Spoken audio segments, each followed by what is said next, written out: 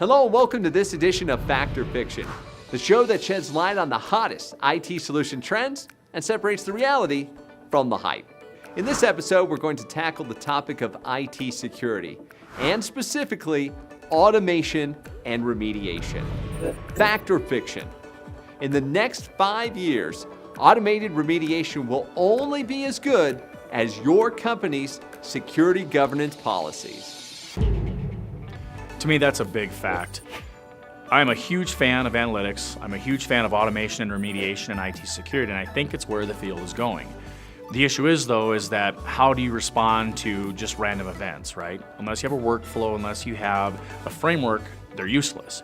So that's where policy comes into place. GRC, governance, risk, compliance, whatever you want to call it, there's all sorts of cool acronyms about it.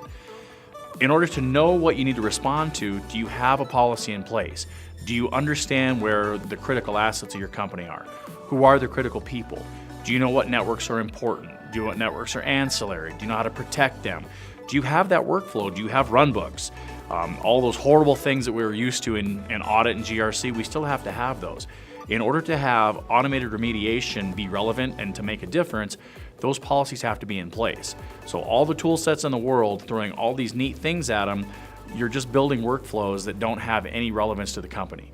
So make sure you've got a good policy in place before you decide to deploy automation and remediation.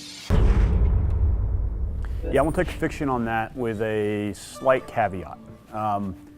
The idea of automating response to a security event has been kind of resisted in the market historically. People have wanted to have a human set of eyeballs on any sort of action they take to make sure it's correct and what the impacts are going to be aren't going to make the situation worse.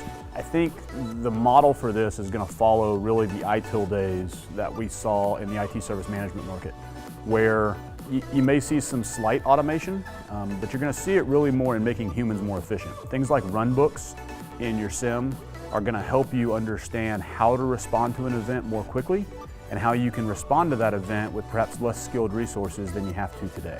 So security governance will play a part, but I don't see it being a big revolutionary thing that's going to let us have the entire breach response have the easy button hit for automation. So stay ahead of what's ahead.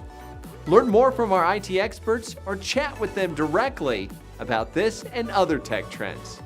Just complete the forms on YouTube or follow us on Facebook or LinkedIn.